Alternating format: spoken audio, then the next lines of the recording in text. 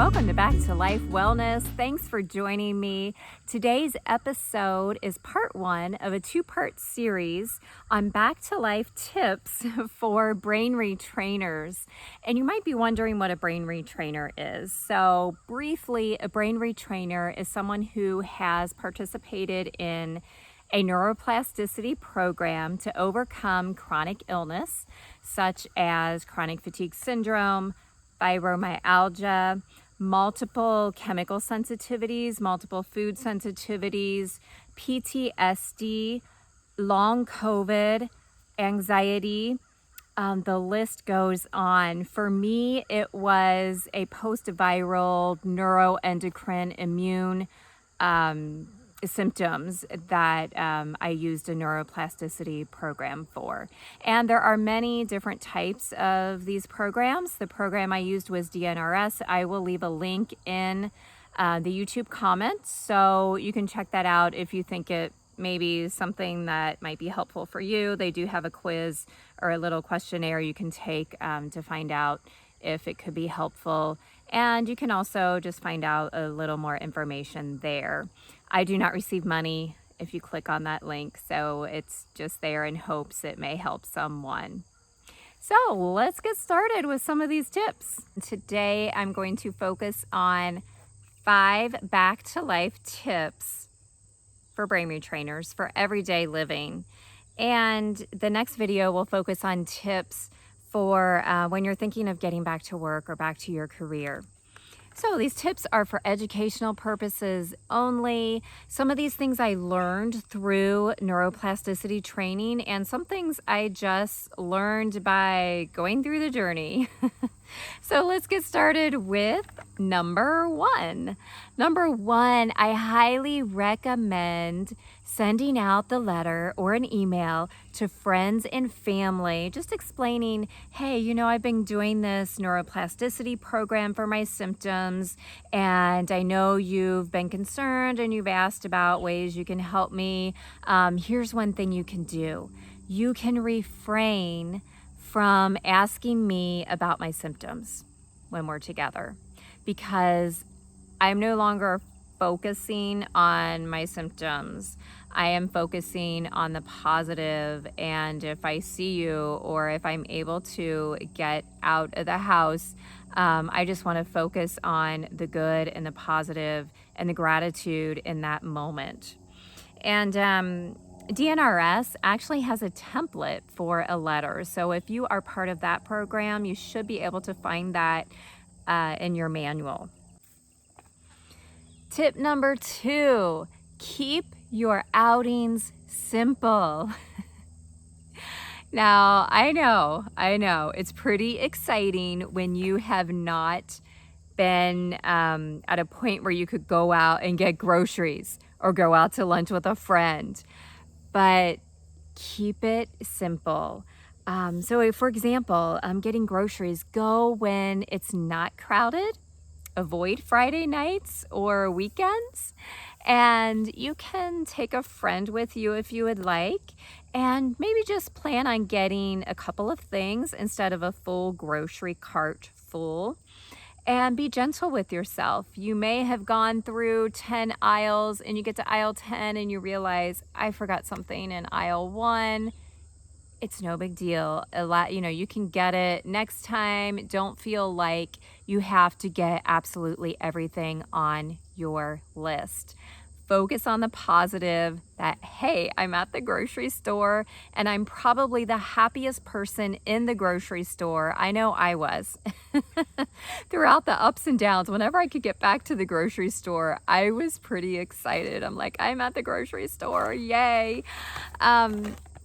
So just go easy on yourself. And you may want to be sure that someone is at home. So if you do end up getting a lot of groceries, you have some help to unload those. And of course, you're going to be doing incremental training around this. So you don't want to dive in full force, and you can do incremental training and eventually be able to do the whole thing by yourself.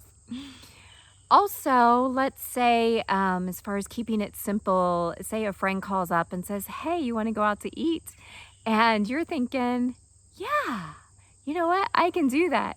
Again, keep it simple. Go when it's less crowded and less loud and noisy. So you might want to um, do a late lunch at 2 o'clock in the afternoon at a quiet restaurant. You may want to pick up your food and go to a park and enjoy being outdoors. These are just a few ideas. And again, you want to incrementally train and work your way up to going out to dinner on a Friday night where there's loud music, if that's something you want to do. All right, moving on to tip number 3.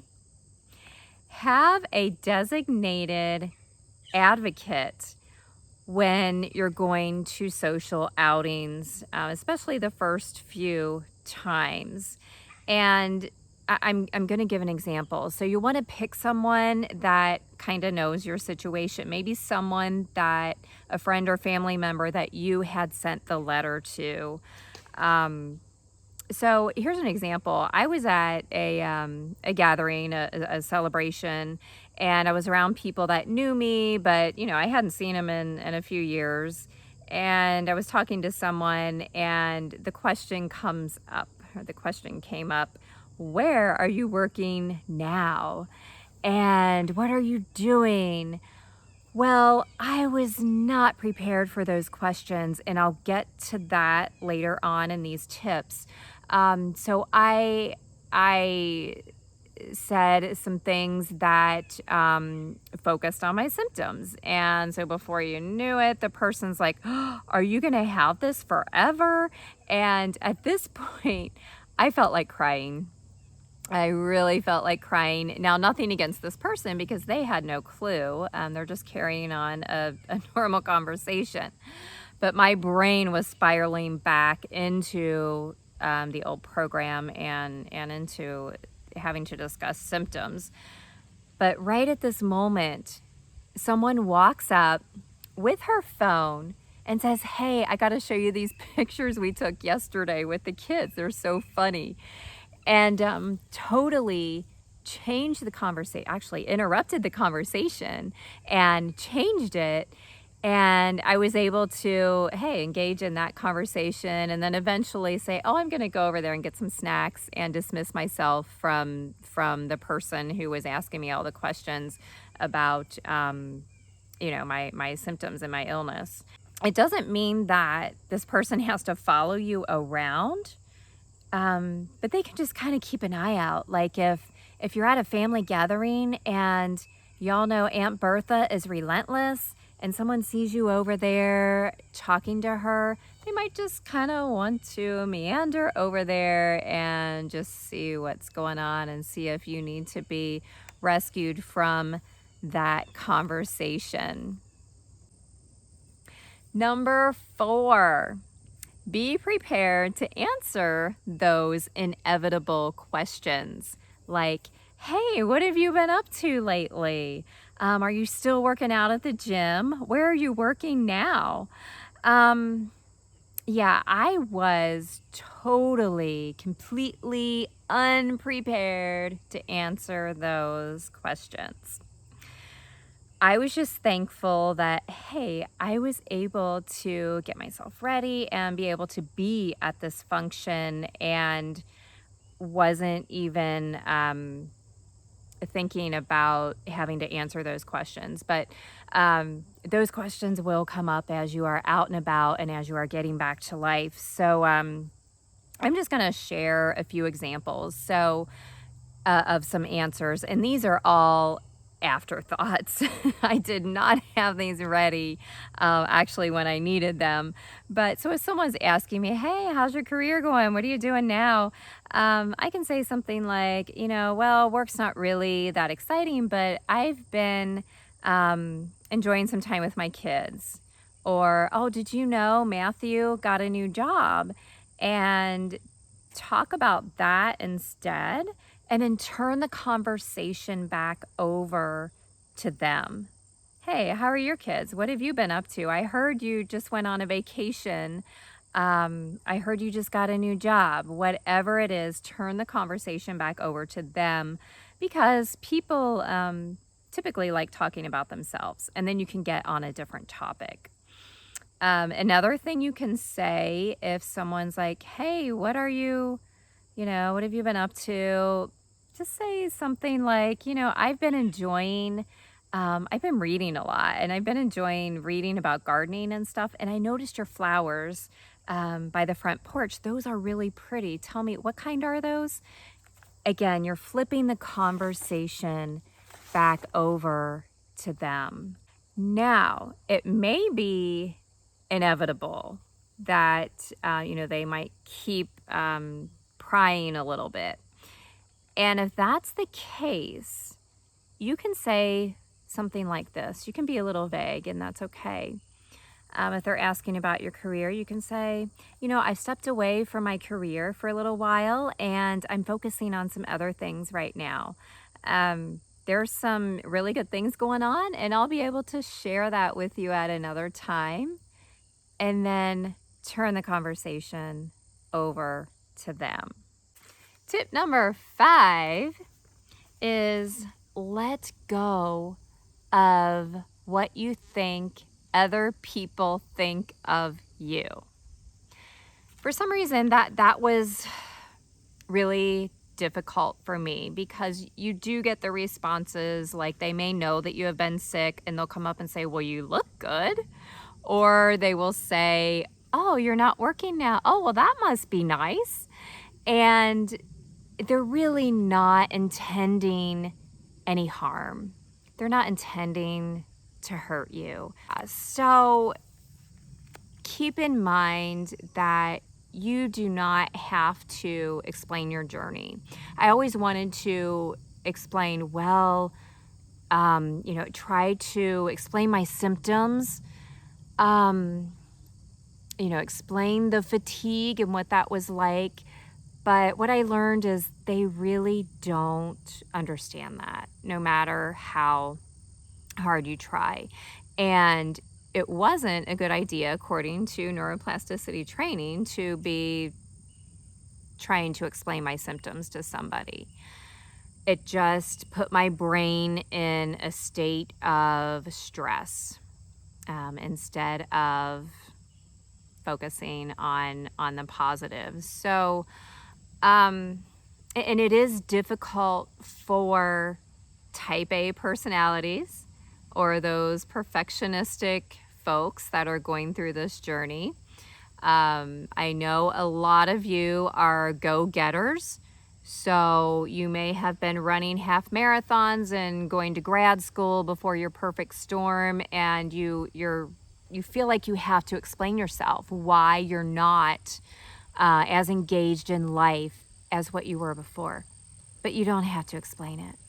And according to neuroplasticity training, you really don't need to explain it, and it's not really recommended to go around explaining all your symptoms, and it's okay not to. And I'm just going to say this, it's none of your business what other people think of you anyway. I know, Marianne's getting a little sassy here. It's none of your business what other people think of you. Does that make sense? I learned that, okay, my body is healing. I don't need to waste my energy trying to explain away, or waste my energy worried about what other people think of me and what other people think I should be doing. So, in half the time, or most of the time, they're probably not even thinking those things. So, it's okay just to let it go. You don't have to explain yourself at all. So let's just recap those 5 tips. Number 1, get that letter or email sent out to your close friends and family. Number 2, keep your outings simple. Number 3, have a designated advocate when you are going to social outings. Number 4, be prepared to answer those inevitable questions. Practice it. Laugh around it. I would do laughter around it eventually. Yeah, and that was helpful. And number 5, let go of what you think other people are thinking of you. And I'll just tell you what I think of brain retrainers. I have met a lot of them online over the past few years, and they are dedicated, they are hardworking, talented, amazing people with bright, beautiful days right in front of them. So there are many more tips that I didn't even mention here, but if you have any you would like to add, please put them in the comments. That may be helpful for other brain retrainers. And if you are thinking, I'd like to get back to my career, get back to work, get my toes a little wet in that department, stay tuned for part 2. Thanks for watching, and remember, you have more control over your well-being than you think you do.